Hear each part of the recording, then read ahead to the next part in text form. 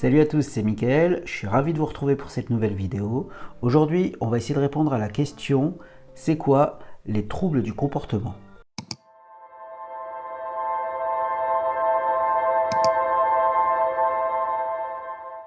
On va répondre à cette question, mais évidemment, c'est pas suffisant. On va aussi essayer de comprendre pourquoi ils sont là et comment y répondre.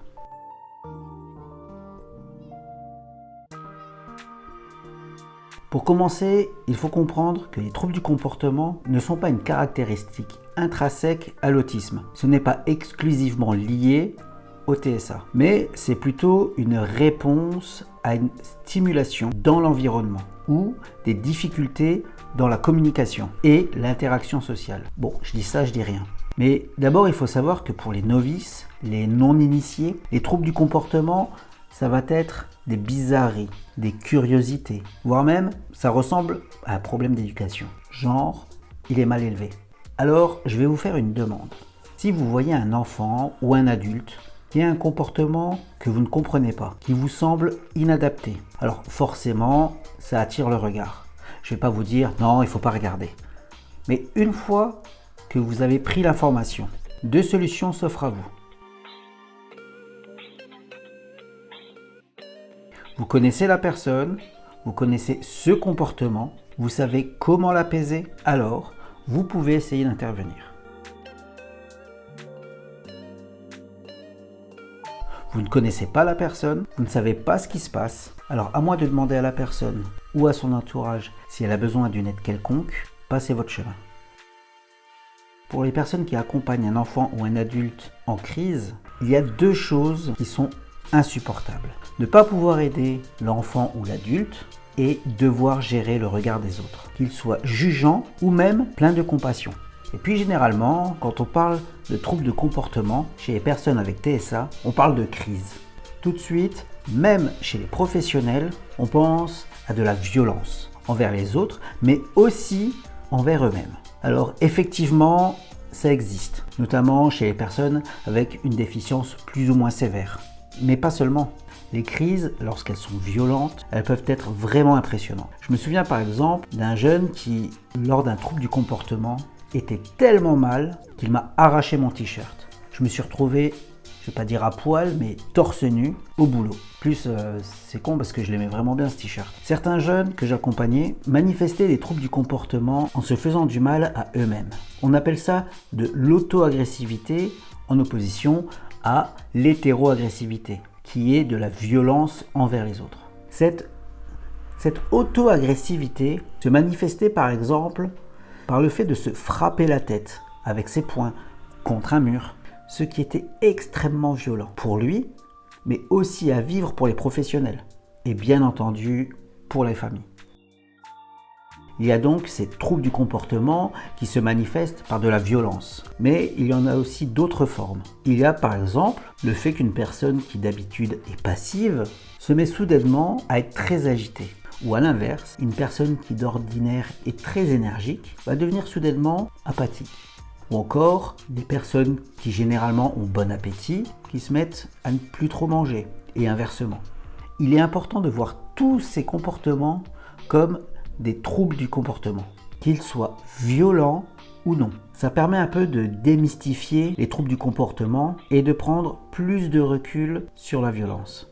Pour simplifier à l'extrême, un trouble du comportement, c'est un changement soudain dans le comportement. Alors, je n'ai volontairement pas parlé ici des stéréotypies dans les troubles du comportement. Parce que même si elles représentent un comportement socialement inadapté, les stéréotypies n'ont pas les mêmes fonctions qu'un trouble du comportement et donc ne nécessitent pas les mêmes réponses. Quand on parle de stéréotypie, généralement on parle de besoins, souvent sensoriels. Alors que nous allons le voir, les troubles du comportement ne sont pas des besoins, mais plutôt des réponses à des perturbations.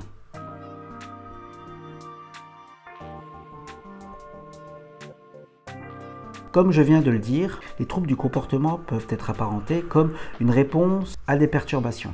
Je vais vous donner des exemples, mais évidemment je ne pourrai pas tout lister dans une simple vidéo. En premier lieu, la cause somatique peut être une explication, c'est-à-dire tout ce qui est lié au corps. Une douleur, une infection plus ou moins forte, plus ou moins douloureuse. Et si la personne n'est pas en capacité de la comprendre ou de l'exprimer, ça peut engendrer des troubles du comportement. Il peut aussi y avoir des troubles sensoriels qui provoquent des troubles du comportement. Pour approfondir le sujet, je vous invite à regarder ma précédente vidéo sur les troubles sensoriels.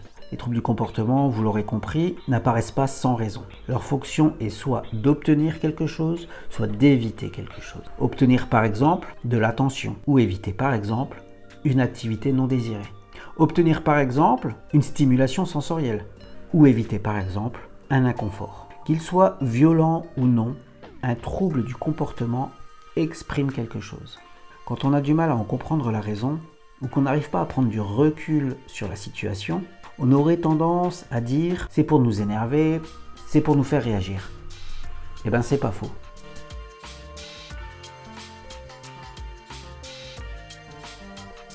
En introduction, je vous ai annoncé qu'on allait essayer de comprendre comment y répondre et pas comment les supprimer, ces troubles du comportement. Et c'est volontaire parce que, comme vous l'aurez compris, les troubles du comportement sont présents pour exprimer quelque chose. C'est pour ça que je vous ai dit que la personne le fait exprès, pour nous faire réagir. C'est la fonction même de la communication. On fait, on exprime pour obtenir quelque chose de l'autre. Et donc, il ne faut pas les empêcher, mais bien y répondre pour les faire disparaître. Donc, il faut découvrir quelle est la fonction de ce comportement. Pour ça, il existe des outils, par exemple des outils de cotation. On prend généralement un temps d'observation, sans rien changer à notre façon d'agir. Et on voit ce qui se passe. Ce qu'obtient la personne ou ce qu'elle évite grâce à ce comportement et aussi grâce à notre réponse habituelle. Une fois qu'on a tous les éléments d'observation, on peut essayer de déterminer la fonction et on peut alors agir sur la cause. D'ailleurs, même si on agit sur la cause, rien ne nous dit qu'elle ne reviendra pas. Il faut donc aussi apprendre à la personne à avoir un comportement adapté pour avoir ou éviter ce qui déclenchait les troubles du comportement. Par exemple, on peut lui apprendre à demander une pause si les troubles du comportement apparaissent lorsqu'un travail est trop long. Pour info, quand un trouble du comportement est estompé, il n'est pas rare qu'à un moment donné, alors qu'on pense que c'est réglé, eh bien ce comportement réapparaisse. On appelle ça le pic d'extinction. En gros, c'est comme si le trouble du comportement voulait partir dans un dernier baroud d'honneur. Évidemment, la réponse à ce pic doit être la même que lorsqu'on a travaillé dessus auparavant.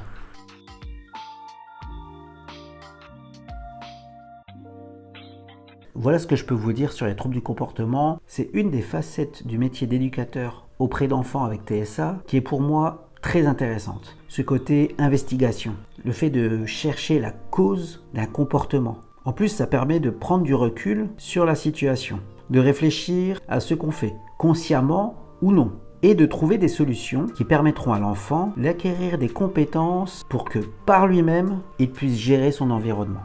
Ah, et il y a un point que je n'ai pas abordé, mais pour que tout ce dont je viens de parler puisse réussir, c'est-à-dire tout ce qu'on va mettre en place pour traiter les troubles du comportement puisse être efficace, il faut absolument que tous ceux qui interviennent sur ces troubles du comportement le fassent dans le même sens. Si une personne la joue solo, le comportement ne pourra pas être modifié parce que la fonction de ce comportement trouvera toujours un aboutissement auprès d'au moins une personne. C'est pourquoi il faut absolument travailler en équipe. Et il est important d'agir avant que le comportement ne s'installe dans la durée. C'est plus facile à estomper si le comportement n'a pas réellement le temps de s'installer dans un fonctionnement. Pour synthétiser, nous avons donc comportement problème, l'observation, la fonction du comportement trouvé, des actions de tous sur la fonction et l'apprentissage d'un comportement adapté pour répondre à la fonction. Merci de m'avoir suivi jusqu'au bout de cette vidéo. Pour soutenir mon travail, je vous invite à vous abonner si ce n'est pas déjà fait. Si elle vous a plu, vous savez quoi faire et dites-le moi dans les commentaires. Merci à Zoé d'avoir pris le temps de me relire à la dernière minute. Je vous dis à bientôt. Ciao.